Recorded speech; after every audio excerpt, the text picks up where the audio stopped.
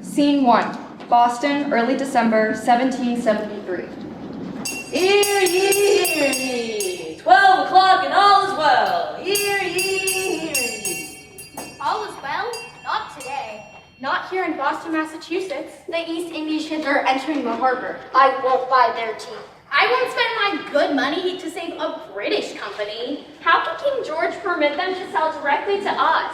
And without even allowing any other tea company to have a chance. I'll tell you how. He's the king. He wants to get the East India Tea Company out of debt. And making a profit again as well. Don't you see? This is tyranny.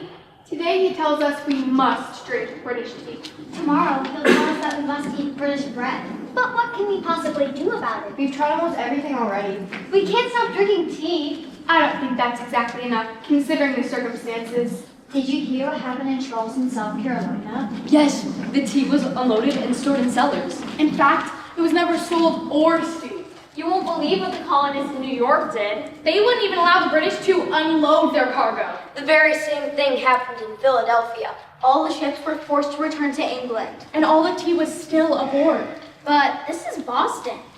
Well, we're already famous for being rebellious. Thanks to Sam Adams, the first Sons of Liberty group was formed right here in secret. And all kinds of people from the city to the countryside are joining the cause. Thanks to the Sons of Liberty, the Stamp Act was repealed. And what did the British do then? They passed another act declaring their right to tax the colonies! Don't forget the other unfair restrictions the British have placed on us. How can we forget with all that's happened? It's just one thing after another. Well, the Townshend Act was finally repealed. All that did was quiet things down for a while. The British couldn't take the chance of having another incident like the Boston Massacre. We have to think of something to do about the tea. Whatever it is, the Committee of Correspondence will help. They'll let all the other colonies know. They've managed to spread all important information throughout the colonies. Anything that happens here will be known far and wide. Mark my words, in a matter of months, plans will be well underway for a meeting in Philadelphia. Do you think all the colonies will be represented? There's no better way to show our strength. It is time to put an end to this unfair and unreasonable treatment. Yeah! It's gone on for too many years. Yeah! There's only one thing left to do. We must take matters into our own hands. Yeah! Have you heard all the terrible news? Have you heard what the British have done? Well, I'm telling each mother and father and daughter and son. This oppression's the worst I have seen. It's offensive, dishonest, and mean.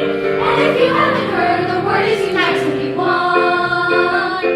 Ships of tea coming to Boston town, and only we can hold them down. Can we be quick and smart? No one knows better than I. We'll have something of brewing. The one thing is doing or die. In Philadelphia, a meeting of importance that will bring us to our feet again. Take heed to what I say. Go into skies array. The spring will come and we'll be on our way. The colony streets, the people you meet, their voices are low. They're ready to go. A shout in the night, a brawl in the fight. Are we to behave as cowards or brave? The answer is no.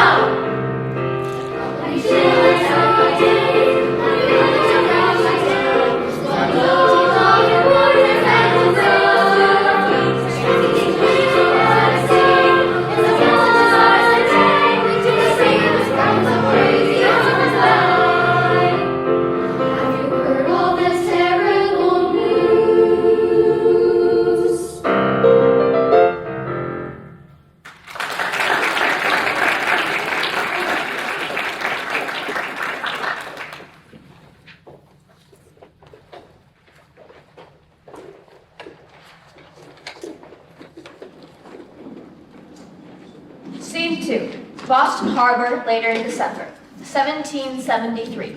I hope we're not late. This is the right place, isn't it? If it's Griffin's Wharf, it is. Look, the ship's over there. It's the Dartmouth, the Eleanor, and the Beaver. Yes, I can see them. Do you really think there are more than 300 crates of tea aboard? That's what I was told. The more the better, that's what I say. I wish everyone can get here so we can start. So do I. It's a terrible night to be outside. Did you think this was gonna be easy? I'm not concerned about the rain. Are you? No, it's just typical Boston weather. You have plenty of cool dust and feathers, don't you? You need a little more paper, Chiefs. How do I look? How do I look? Just like you're from the Mohawk tribe. Do you think they'll recognize us? You're not going to believe we're Mohawk Indians for long, if that's what you mean. They're bound to know we're friends of Sad Adams and Paul Revere. If they're with us, the plan will work. This is a drastic measure. We have to dump the tea in the harbor. We have to stand up for our rights. What do you think the British will do? Whatever it is, it'll be worth it. Quiet now! We have to wait for the signal.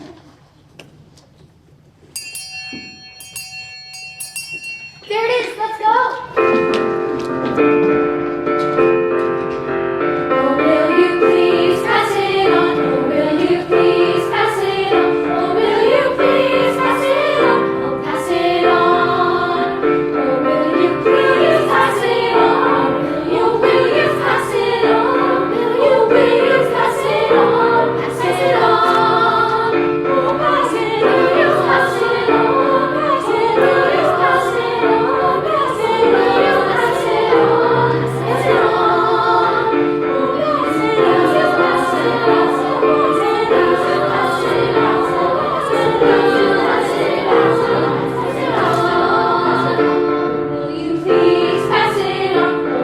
you pass it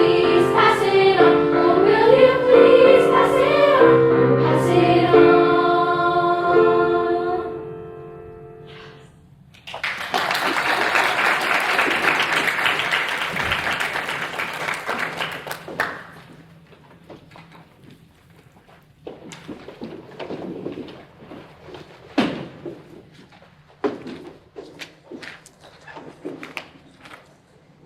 Scene 3, a home in Boston, July 1774. I'm so tired of being a servant to the British soldiers. Ever since the Quartering Act went into effect, it's do this, do that, all day. They think they're so special in their fancy uniforms. At least my father will never wear a red coat. Neither will mine, and I'm proud of that. Oh, I almost forgot. My mother wants to borrow an extra blanket. Yes, we have another soldier staying with us now. Why are they here? They don't seem to do much. They're supposed to make sure things are quiet in Boston. You know, it's because of the Tea Party. No one would have guessed how the other cities and colonies have come to our rescue since the British closed the port. Sometimes people really do care about each other. Let's see, so far we've been sent rye from Chelmsford. And lots of fish from Marblehead. We've had corn from Connecticut and rice all the way from South Carolina. And pounds of flour from Maryland. They've even sent money from Philadelphia. Yesterday, old Israel Putnam himself brought 100 of his sheep from his farm in Connecticut. Now we can cook and bake, but we have to do it all day. And clean up after the British soldiers. If only we could just do something for fun. We could talk and play games. Let's do that right now. Look, here's some string. You remember, don't you? Sing a little bit of string and make a knot to join the ends. Now you can slip it on your hands and you can show it to your friends. There's always someone who will know. There's always someone who will play. This kind of funny little game. And you can pass the time away.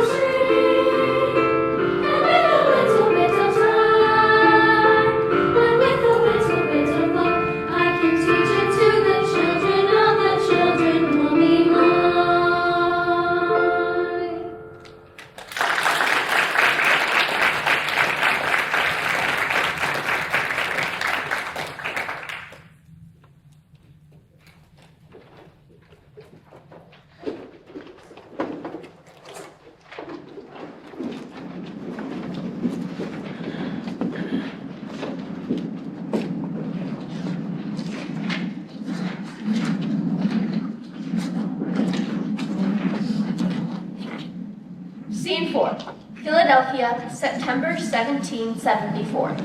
I, Peyton Randolph, President of the First Continental Congress of September 1774, call this meeting to order. I shall now call the roll. Connecticut? Here. Delaware? Here. Georgia? Georgia? The representative from Georgia does not appear to be here. Too bad. Maryland? Here. Massachusetts? Here! Massachusetts is most definitely here! New Hampshire? Here.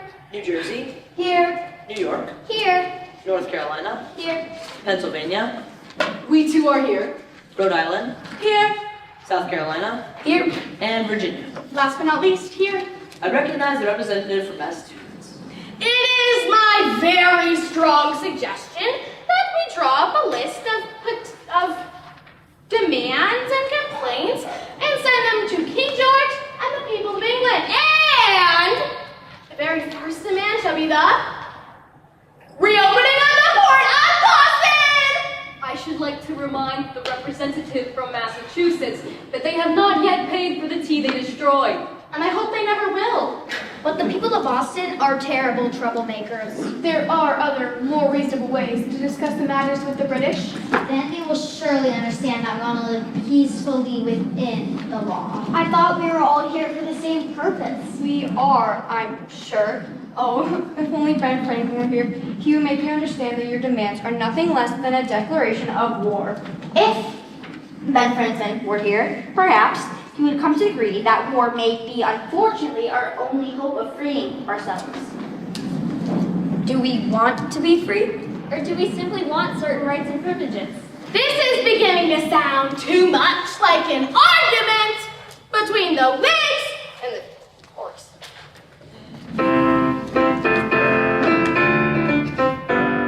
The Whigs and the Tories are two different stories, though they came from England far over the sea. John Hancock, the Whig is, and Franklin still big is, and Adams and Jefferson and me. The representation, the unfair taxation, caused much aggravation and hostility. Though sometimes unnerving, the Whigs are deserving, like Adams and Jefferson and me. The Tories think the Whigs are meant to have their way. The upper hand is very, very foolish and the most revolting thing. So just accept the English rule. King George's turn is no one's fool to say that he's unkind and cruel, disloyal to the king.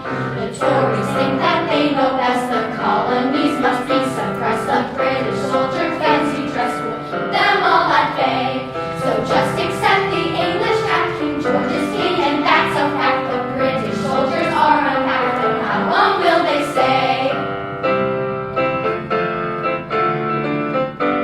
The Whigs and the Tories are talented Tories, the very, very foolish and the most revolting thing. So just accept the English rule. King George III is no one's fool to say that he's an Adams and Jefferson to the king.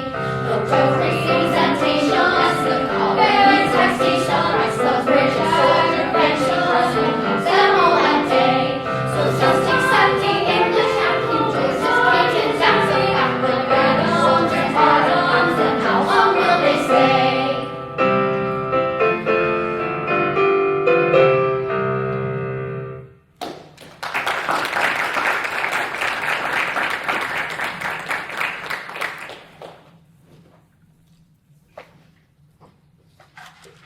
Excuse me, I've come with news from Boston. Yes, Mr. Riviere, what is it? General Gage has confiscated the gunpowder and ammunition he had hidden in Cambridge and Charlestown. You see, he thinks we're going to attack. Is there more?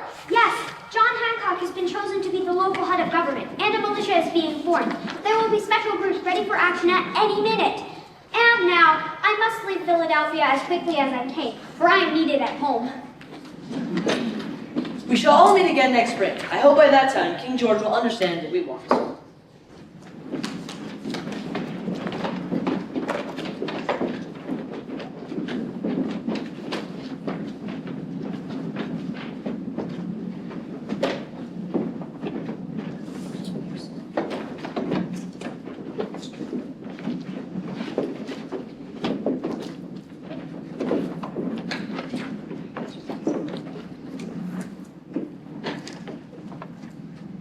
Scene 5, Boston, April 1775.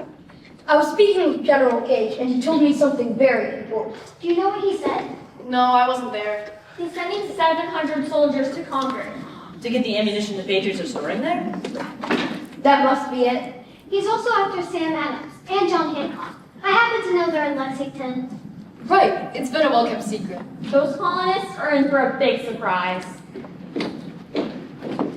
A surprise? I certainly hope not. Well, how do you think the British will get to Concord? There are only 2 possibilities. Obviously, by land or by sea. Someone ought to arrange a signal. I bet they've already thought of that. Robert Newman and John Pullen are ready and waiting at Old North Church to hang 1 lantern if the British are going by land. And 2 lanterns if they're going by sea. You can bet I'll be watching. Me too. 2 lanterns in the tower. Now Paul and Revere will be going across to Charlestown and then on to Lexington. And William Doss is going to go through Roxbury and Cambridge. They'll be warning all the militia in the villages on their way. Will they make it? Only time will tell. Tell everyone that Revere and Dawes arrived in Lexington and Adams and Hancock escaped. And Dr. Prescott rode all the way to Concord. Who? Samuel Prescott. He was a late recruit. I don't believe I've ever met him, but I'm sure everyone will know about him Soon enough. Well, they all had quite a ride. What an adventure this has been.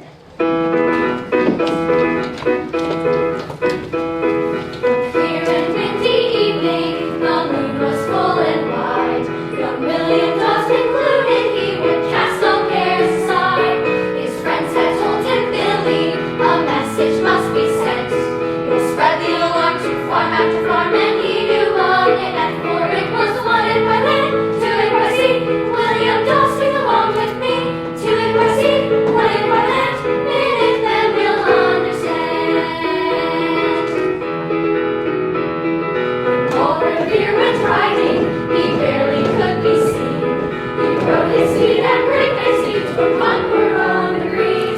Instead of making dentures, a silver bowl or plate, he tried to rise so he could survive that dark and dismal fate. For it was wanted by land, to it by sea. All Revere, sing along with me.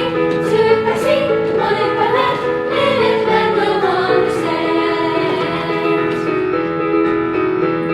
When Benjamin Church was spying, he thought that it was right to tell the British what he knew would happen on a night. He said King George is worthy, but he was in the wrong.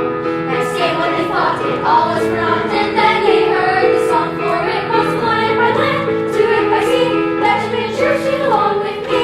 To it by sea, wanted by land, Minutemen will understand. When General Gage was planning, he carelessly forgot that every son of liberty was waiting for the shot. The troops were led to battle, a bullet pierced the air, and nobody knew who fired in the blue, but it rang everywhere, for it was wanted by land, to it by sea. General Gage, sing along with me. To it by sea, wanted by land, Minutemen will understand. William Doss, Paul Revere, are you listening while we cheer? Benjamin Church, you took a chance. General Gage, let's end the dance.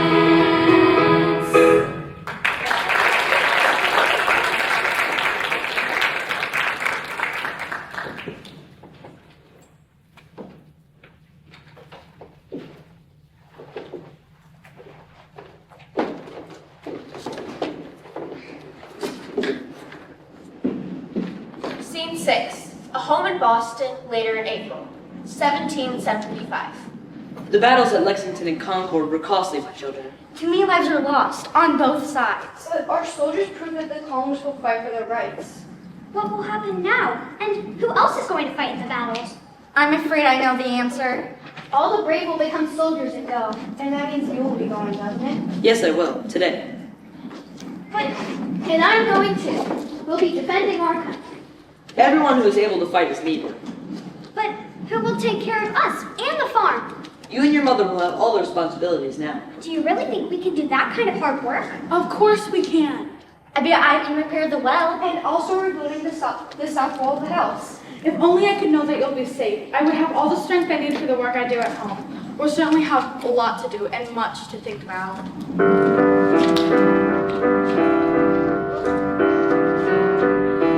Mother likes to worry, she likes to stay up late.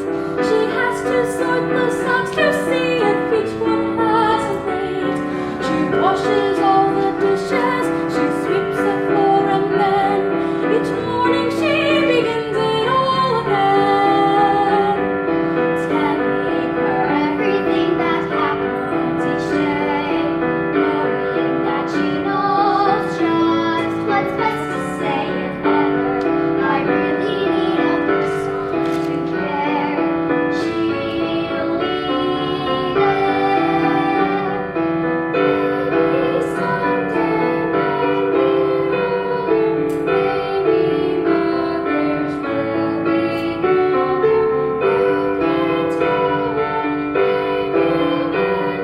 when they start to do what men do. Sarah likes to worry and has to stay up late. She has to sleep and she knows each one has names. She washes all the dishes, she sweeps the floor, and then each morning she begins it all again.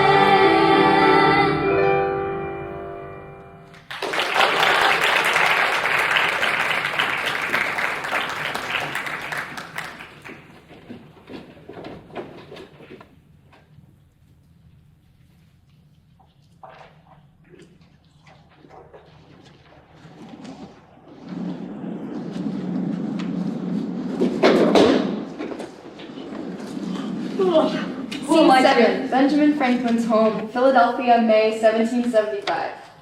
Well, my dear, I think I'll try to take a little rest now. I'm expected back to Congress this afternoon. I'll not let anyone disturb you, Benjamin. Go away. It is very important that we see Ben. It's an urgent matter. Of course, John. Of course. Ben, we want to create a continental army, and the New England militia is ready now to become that army. The problem is most of the delegates outside of New England won't consider such an idea. They don't want to listen to anyone from New England, especially from Massachusetts. One plan might work though. Colonel George Washington can lead the army, and fortunately, he is from Virginia. We think the other cities and colonies would probably accept that idea. Do you agree? I do. A fine plan. Now, if you'll excuse me. Yes, certainly. Do try to take a nap, Benjamin.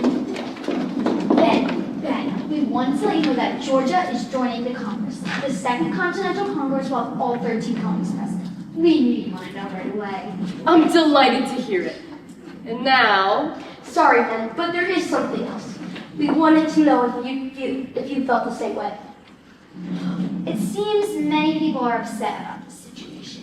What we mean is, we decided that in all good conscience, we can no longer drink to the king's good health. a fine idea. No more toast to the king. No more toast to the king. But Benjamin, you never have time to relax. I know, but that's just the way my life has always been. If it isn't someone else's idea to think about, it's one of my own.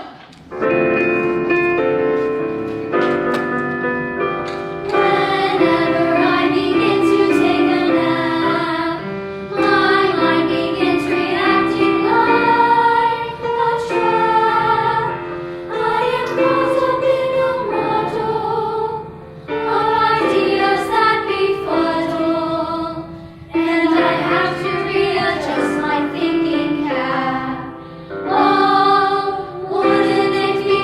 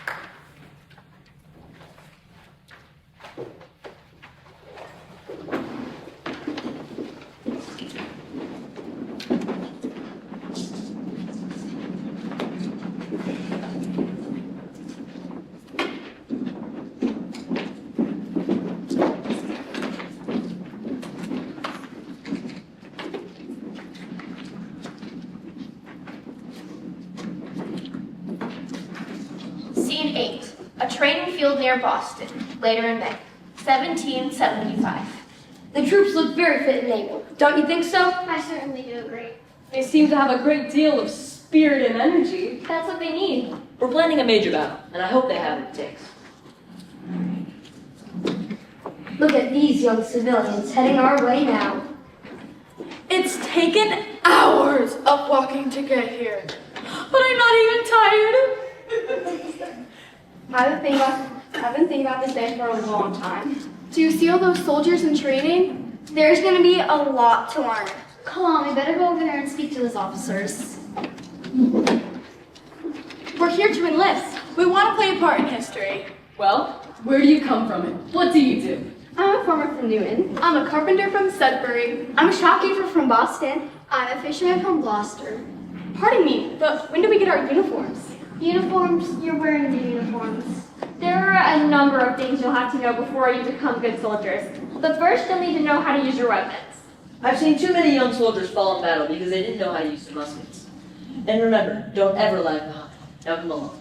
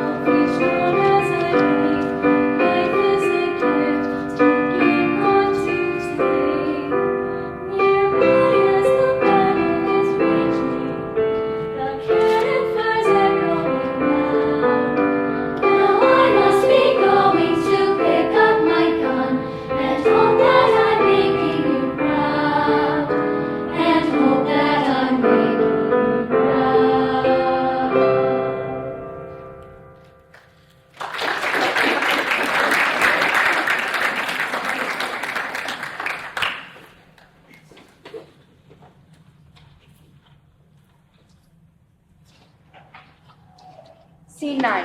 After the Battle of Breed's Hill, June 1775. Battle report. June 17th, 1775. General Gage, Commander-in-Chief of the British Army, was planning to secure the British occupancy of Boston by seizing Bunker Hill and Dorchester Heights. But the Massachusetts militia, learning of his plan, decided to forestall him. Colonel Prescott, with 1,200 men of the New Continental Army, chose to occupy Breed's Hill, a lower elevation closer to the city. There, they were attacked by British warships in the harbor and a charge of 3,000 soldiers. Don't shoot until you see the whites of their eyes, warned Commander Israel Putnam, hoping to save on gunpowder, which unfortunately was very low. Once and then again, the British foot soldiers stormed the hill and were forced back. Then, on the third assault, the Americans, with almost no powder left, abandoned Breed's Hill and fled Charlestown. The British had proclaimed victory after losing more than 1,000 men.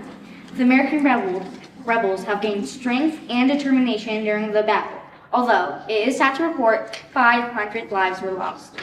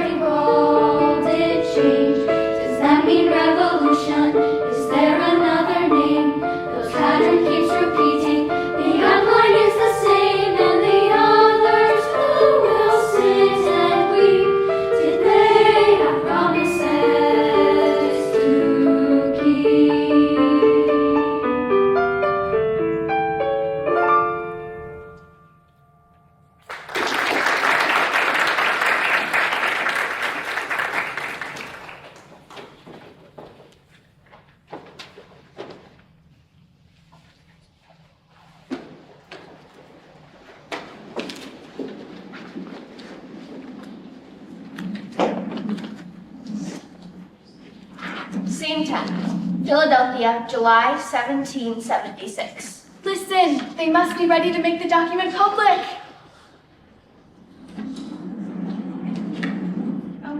Do you think that they're willing to sign it now? They've been working on it for a long time. I hope they know what they're doing. So do I. Our lives are in their hands. Our whole future is at stake. It's the future of the world that's at stake. That's true. What they're saying and what they're doing will give us back the rights we were born with. And our lives will be in our own hands. What is it about them? John Adams, Ben Franklin, Sam Adams, Patrick Henry, all of them. Why did they step forward to lead the way? They're the ones that saw what was going on before the rest of us. That's why. They were the first who were willing to take on the responsibilities that go along with being an independent nation. And it's going to be everyone's responsibility to make it work. There's no turning back now. But when will the fighting end? When does a revolution stop? No one could possibly know the answer to that. It may be longer than any of us realize. After all, today is only the beginning.